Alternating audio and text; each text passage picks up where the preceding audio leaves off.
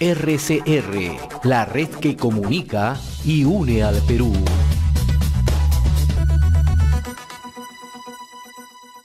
Recientemente el Ministerio de Educación ha aprobado dos resoluciones. La primera extiende a la educación secundaria la implementación del Currículo Nacional de Educación Básica, ¿no?, vigente desde el año 2016 e implementada durante el 2017 y 2018 en educación primaria e inicial, y establece un conjunto de lineamientos para la diversificación del Currículo Nacional de Educación Básica en su aplicación en distintas regiones del país. Una segunda disposición es la implementación gradual en la educación secundaria, ¿no?, comenzando con primer año en el 2019 de la escala de evaluación por logros, ¿no?, de 4 niveles que se usa en la educación inicial y primaria, que progresivamente va a reemplazar a la escala tradicional de 0 a 20 que aún se utiliza en secundaria. Para conversar sobre este tema y agradeciéndole la amabilidad que tiene con RCR, ya nos acompaña Susana Córdoba, es directora de Educación Física y Deportes del Ministerio de Educación, y le agradezco la amabilidad. Qué gusto saludarla, buenos días. Un placer, un gran abrazo además a todos los que nos escuchan en todo el Perú. De la misma manera, creo que es compartido, hoy es el Día de la Amistad y desde aquí queremos hacer extensivo, ¿no?, a todos quienes nos están sintonizando. Gracias. Ahora, vayamos a los temas, ¿no?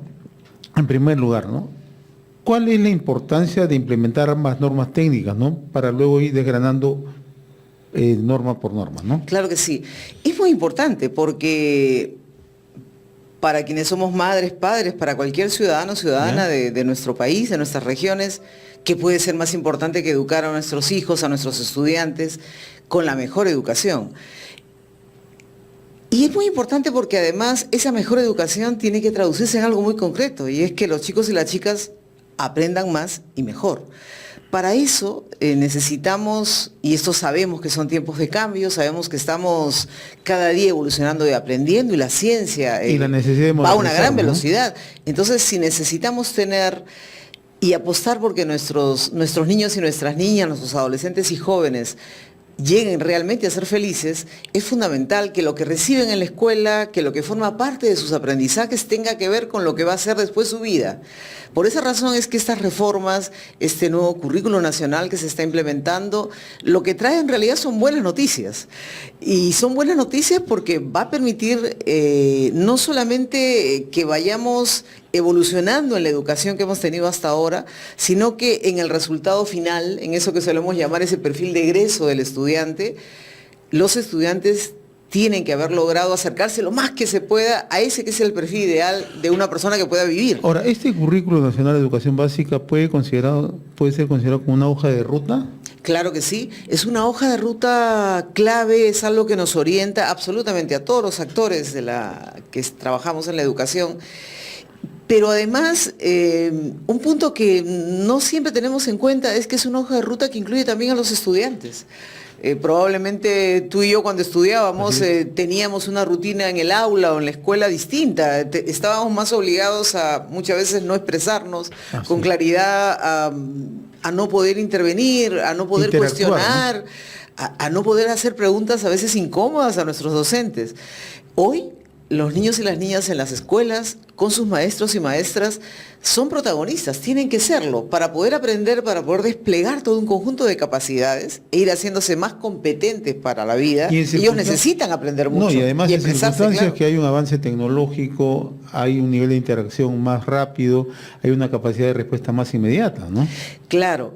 ¿Cómo podríamos, en este tiempo de enorme modernidad y de avance de la ciencia, de la tecnología, de la información, cómo podríamos educar en las escuelas a niños para el pasado? Lo que tenemos que hacer es educarlos para el futuro.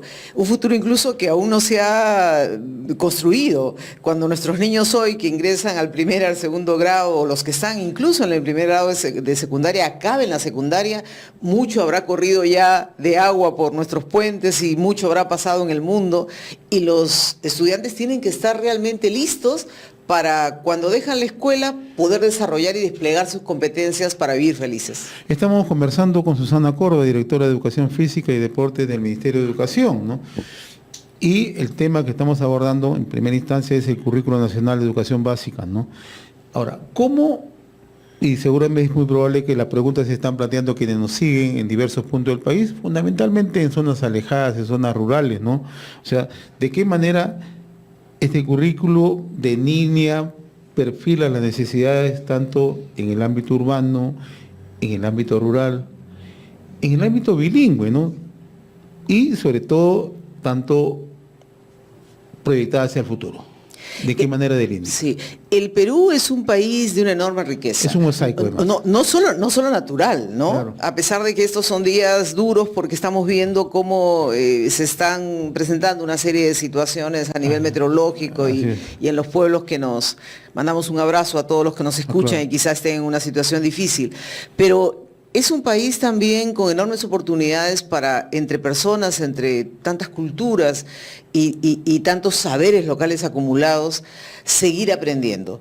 Y entonces, en esa diversidad, no debemos dejar de tener en cuenta que tenemos un currículum nacional que toma también en cuenta esas realidades de cada una de las regiones, de cada uno de los pueblos, y va preparándonos, pero absolutamente a todos, porque a veces pensamos que solo la escuela y solo las maestras y los maestros tienen que ver. Sin embargo, los que somos madres y padres de familia sabemos también que tenemos que ir evolucionando y tenemos que ir cambiando.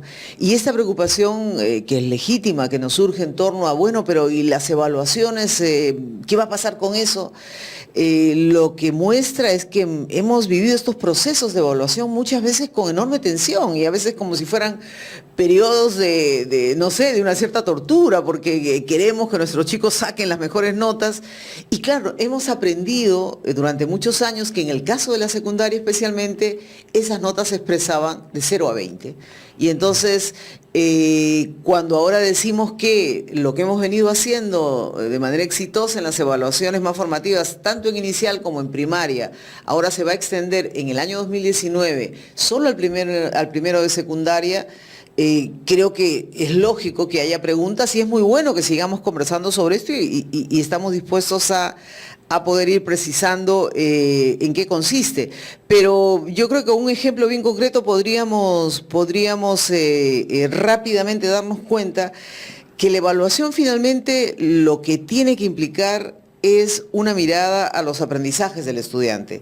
Y así como nosotros en el día a día, en nuestros hogares, en la vida cotidiana, no nos vamos colocando notas a cada uno. Bueno, ahora resulta que hoy, si tú fuiste menos responsable, estás jalado, te coloco 0,5 o te pongo 0,8, o hoy te apruebo con 11, o hoy te apruebo con una nota mayor, o con 15, o con 20.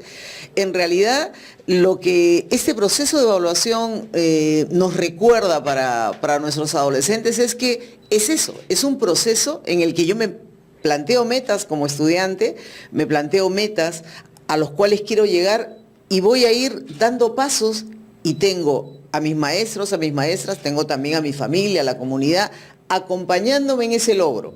Pero cuidado, porque esos logros son logros que corresponden a cada niño y a cada niña en particular, porque los niños son todos iguales, a todos no se les puede poner exactamente lo mismo. Y hoy se desarrolla por competencias, ¿no? Así es, justamente, porque yo soy más competente o menos competente, pero mucho cuidado. El otro día alguien me comentaba, pero no puede ser, porque ¿cómo voy a saber si mi hijo ha avanzado o no ha avanzado? Claro que se puede saber.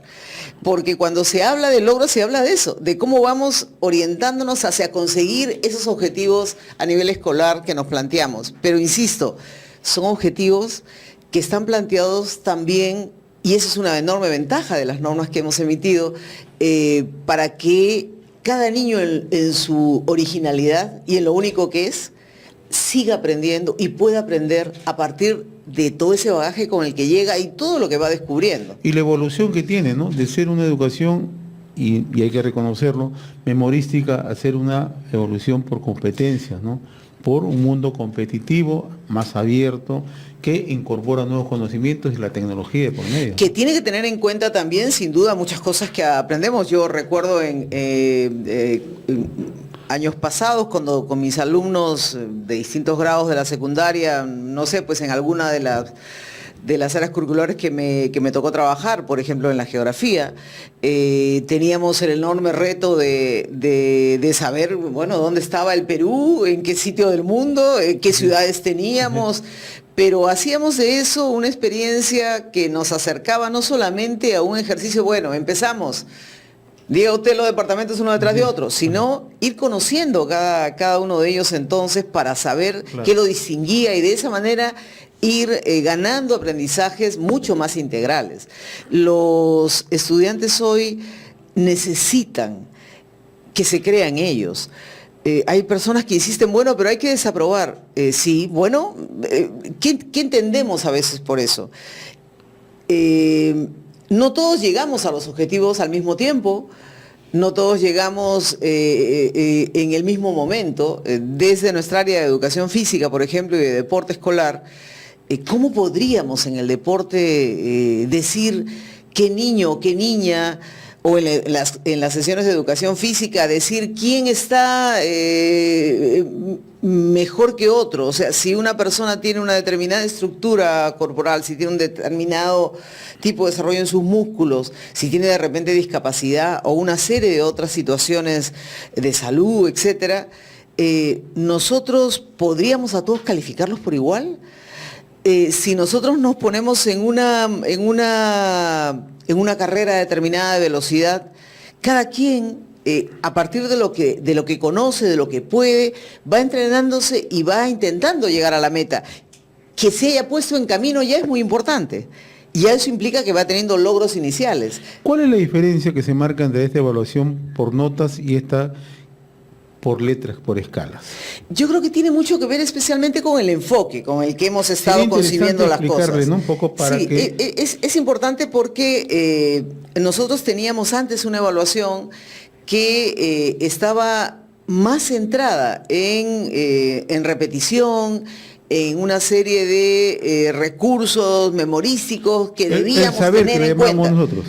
Y una suma de aspectos de distintas áreas curriculares, asignaturas les decíamos entonces, y se supone que si sabíamos y lo decíamos entre comillas de paporreta, nosotros podíamos alcanzar una nota alta en una de las 20 formas de calificarse de 0 a 20.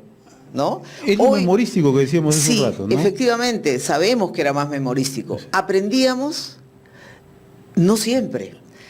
Y el estudiante, nosotros no teníamos la posibilidad siempre de saber cómo se nos iba a evaluar, que el profesor nos dijera, mira, esta vez vamos a plantear la evaluación de esta forma, cómo te planteas estas metas, y que incluso yo pudiera opinar sobre ella y que incluso yo supiera cómo esa evaluación me iba a permitir lograr el objetivo que yo quería, que era aprender. Entonces, esta evaluación yo creo que centra en los aprendizajes lo fundamental de la labor escolar de los estudiantes.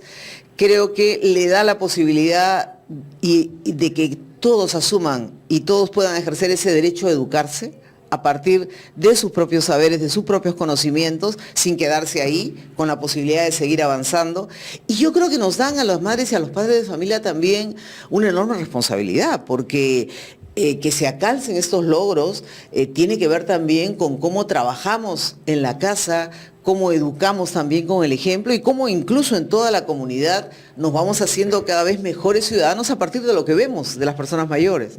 Ahora, estos cambios que se van gradualizando y que este año empiezan a nivel de secundaria, ¿cómo insertarlos en los padres de familia? ¿No? Que los padres de familia se entiendan que este nuevo modelo de calificación lo que evalúa es el progreso, el desarrollo de competencias, ¿no? Y nos salimos un poco del molde tradicional, ¿no? Para que no genere ningún tipo de distorsión. Claro. Claro que sí. Primero, recordemos que tanto en educación inicial como en educación primaria, porque antes de llegar a la secundaria hay que pasar por estos niveles, ya los chicos han tenido esta evaluación. Claro. Y los padres, las madres hemos aprendido a ver cómo los niños van acercándose al logro de los objetivos personales y ahora, familiares en la escuela. Un papel clave es el docente, ¿no? Explicarle a los padres de Entonces, familia. esto ha pasado y no, digamos, no ha sido un desastre. No ha sido traumático, ¿no? Es algo que exige en escalas más cortas ir viendo cómo los chicos van progresando, ¿no? Ahora, es muy importante que en la adolescencia la formación y los aprendizajes sean integrales. Y nosotros sabemos que en la adolescencia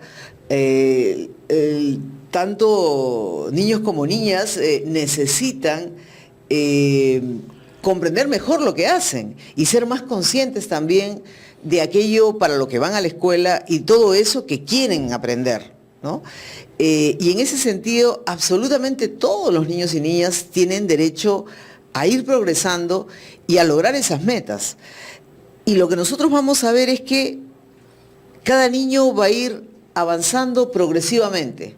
Como cuando en casa planteamos una serie de tareas y vamos viendo cómo, sabemos, nuestros hijos no son iguales, ¿no?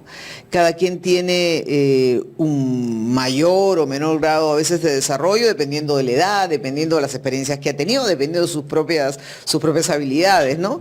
Pero tendemos a alcanzar responsabilidad a la hora que asignamos determinadas tareas o acciones que hay que hacer en el hogar, y nosotros vamos viendo cómo los chicos son capaces de ir dando pasos y cómo así como van creciendo en edad, pueden ir creciendo también en aprendizajes. En la escuela pasa exactamente lo mismo. Y yo creo que además, dado este periodo de la secundaria, en esta etapa del ciclo de vida de los estudiantes, es muchísimo mejor que nosotros favorezcamos este diálogo y esta interacción que tiene que ser muy permanente de los estudiantes con sus maestros y maestras para que el chico comprenda qué es lo que está haciendo y el propósito que eso tiene, y que pueda obviamente también opinar y plantearse también los propios retos. Si he llegado hasta aquí, me falta avanzar, y nadie tiene por qué sentirse mal por eso. El objetivo es que todos aprendan. El objetivo no es desaprobar, el objetivo es que los aprendizajes se den. Un factor clave es el docente. ¿De qué manera se va a lograr una capacitación y que estas normas se adecúen y que logren los resultados esperados? Las maestras y maestros estamos cada día más desafiados ¿Ya? a que la educación sea una educación de calidad, cada vez una educación más equitativa, ¿no? Más inclusiva absolutamente para todas y todos los niños. Y yo creo que vamos a continuar en este desafío. Ya, y esto no es de ahora, hay efectivamente procesos sostenidos de formación docente en servicio, hay una serie de eventos, hay incluso el trabajo mismo que realiza el docente para irse preparando para realizar estas sesiones de aprendizaje con sus estudiantes. Nosotros en el Ministerio estamos procurando dar absolutamente todas las facilidades y utilizar todos los medios que tenemos al alcance para que estos procesos de formación continúen y para que también podamos facilitar una serie de orientaciones y de herramientas que en cada región, en cada localidad los maestros pueden utilizar. Yo creo que la maestra, el maestro peruano ha probado enormemente su vocación, su dedicación a la educación. Es un apostolado, en realidad, y ¿no? es un trabajo que quienes lo hemos realizado, lo hemos hecho y lo seguimos haciendo, apostando por algo tan fundamental como colaborar y acompañar ese camino de desarrollo de nuestros estudiantes. Yo creo que hay que creer en nuestros maestros y maestras, y yo estoy segura que esto, que es otro desafío que se nos plantea y que nos obligará a mejorar nuestros desempeños, va a ser asumido con toda responsabilidad. Bien, en realidad yo le agradezco la amabilidad por la explicación, o sea, tan didáctica y sobre todo un poco planteando la casuística que nosotros vivimos día a día en el país, ¿no? Que es lo más importante, ¿no? Es un enorme desafío, como usted lo dice, ¿no? Pero en los cambios, ¿no? En ponernos al pie de la modernidad, justamente están los grandes retos que requerimos, y además rumbo al Bicentenario, que es uno de los grandes desafíos que tenemos en estos momentos, ¿no? Así es, y yo les agradezco muchísimo, mando un enorme saludo a todos los que nos escuchan desde RCR, y me gustaría mencionar antes de despedirme que este sea un tiempo realmente en el que nos sintamos todos trabajando juntos por la educación. Los desafíos siempre están planteados, siempre tenemos enormes retos entre todos y todas, pero ¿qué puede ser más importante que la educación de nuestros niños y nuestras niñas? ¿Cómo no quisiéramos todos los que tenemos a nuestros hijos e hijas en las escuelas que ellos sean felices? Quizá incluso hasta más felices que nosotros, que alcancen más metas de las que nosotros logramos. A eso ayuda muchísimo que ellos aprendan cada día más y mejor. A eso ayuda a que ellos puedan opinar, que ellos sean considerados como personas importantes, como ciudadanos que van formándose en camino a ese ejercicio pleno de su ciudadanía. Ayudemos desde las casas, las madres, los padres, a todos los que tenemos que ver con la educación, a nuestros gobernantes locales y regionales. Sumemos, pongamos todas nuestras manos juntas porque la educación de los niños y las niñas lo merece. Yo le agradezco. Estuvo con nosotros Susana Córdoba, directora de Educación Física y Deporte del Ministerio de Educación. RCR, la red que comunica y une al Perú.